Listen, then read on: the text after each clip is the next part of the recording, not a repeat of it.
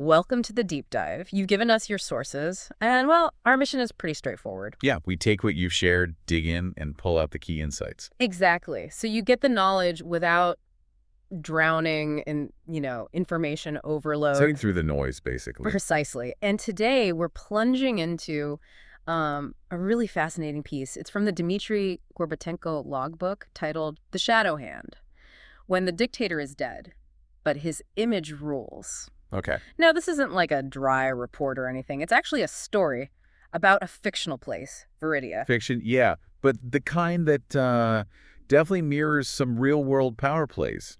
It feels disturbingly familiar in parts. That's just it. The core idea is, well, Viridia has this dictator, General Arcturus, seems untouchable. The classic strongman figure. Right. And then he dies. But instead of, chaos or a succession struggle. Expect. Totally. Instead, a secret group, corrupt officials, they just replace him with actors, lookalikes. Wow, okay, that's bold. Isn't it? And their reason. Keep the power, keep the money flowing, All using the dead general's face. It's quite the premise. Seriously unsettling. So we're going to unpack how they pulled this off, what drove them, and importantly, what this kind of story suggests about power, about manipulation, especially today. Sounds good. Where do we start? The situation before all this kicked off. Yeah, let's set the scene.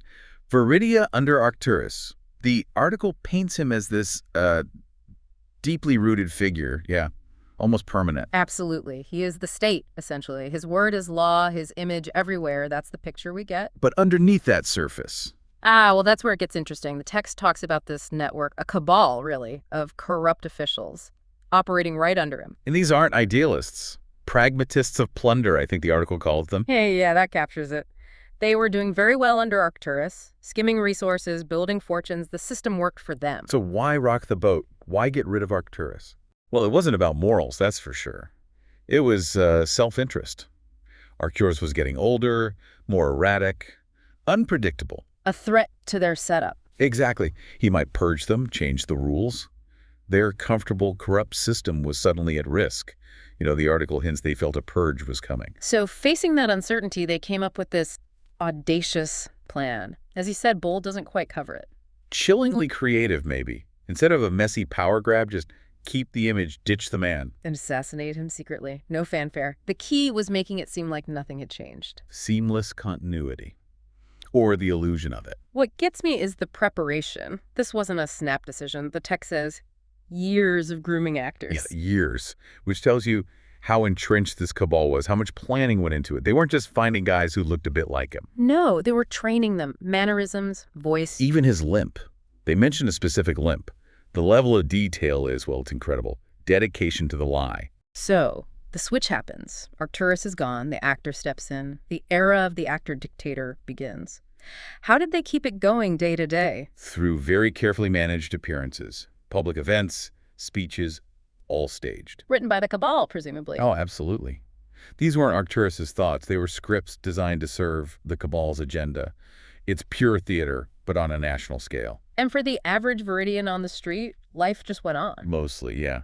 On the surface, the general was still there, giving orders, business as usual. But maybe different. The article suggests that, yeah, a subtle shift. Maybe the rule felt less personal, more bureaucratic, even while theming pervasive. Enough to cause maybe a low-level unease, but not outright suspicion. Right. And behind this facade of normalcy, the real agenda was rolling out. Not for the people's benefit, obviously. No, quite the opposite. The piece describes a big ramp-up in exploiting Viridia's resources. How'd they manage that? Subtle changes in laws, new decrees, all signed in the general's name. Systematically designed to funnel money, huge amounts, into the cabal's pockets. Offshore accounts, the works. So Viridia basically became their private piggy bank, run by a ghost. Pretty much. A captive state governed by an illusion. And they didn't stop there, did they? This wasn't just about internal control. They looked outwards. Right. They started using the Arcturus brand, you could say, internationally. How does that work? Leveraging his reputation. Exactly. The world knew Arcturus. Maybe didn't love him, but knew him. So the actor playing Arcturus becomes this tool for expanding their influence and wealth globally. Same mask, new game. And this involved things like renegotiating treaties. Yeah, international deals.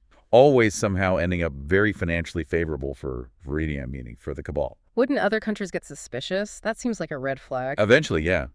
But at first, the article suggests it was often chalked up to Arcturus just being Arcturus, getting older, more aggressive, unpredictable maybe. Ah, convenient. Very. And then there's the state-sponsored hacking mentioned. Okay, tell me about that. Basically, using state resources for cybercrime, stealing digital fortunes. But they could blame it on the general's unpredictable nature. Plausible deniability. Wow. It's a neat trick, right? Digital theft laundered through the image of an erratic old dictator. That is deeply cynical. Hmm. And it wasn't just cyber theft. No, the intelligence agencies got heavily into industrial espionage too, stealing patents, intellectual property, And then what? Selling it? setting up shell corporations, commercializing the stolen tech, all under the radar, protected by the continuing rule of the actor-dictator. Just layers upon layers of deception, a whole nation being looted by unseen hands, using a dead man's face. Makes you wonder why nobody noticed sooner, doesn't it? Yeah, why was the world so slow? Well, the article points to those pre-existing ideas about Arcturus, his age, his temperament, his history. People saw what they expected to see. Pretty much. The changes, the aggression, it kind of fit the narrative they already had. So inconsistencies were maybe overlooked or rationalized away at first. Until they couldn't be ignored anymore. Right. Eventually, analysts, maybe intelligence agencies, start noticing things that don't add up. Like what? An impossible schedule for an old man, maybe. Or tiny slips in the actor's performances. Over time, things even the best training can't completely erase. That's when the whispers would have started. Okay, so stepping back from the story itself, what's the big takeaway here? What does this deep dive into Viridia really tell us? I think the core message is about just how sophisticated deception can become when corruption really takes root in a system. It's not just about stealing money anymore. No, it goes deeper. The ultimate goal becomes controlling reality itself, shaping perception to hold on to power completely unchecked. Owning the narrative becomes owning the power. That really makes you think about image, about spin. How much of what we see, even from leaders, is performance? And how easily we can be led if we're not looking critically. It taps into those bigger themes, doesn't it? Power, control. The idea that forces we don't even see could be shaping things. Which, for you listening, really highlights the need for critical thinking, doesn't it? Questioning sources, looking beyond the surface. Absolutely essential, especially now. So wrapping this up, the key insight from digging into the story is this really disturbing idea.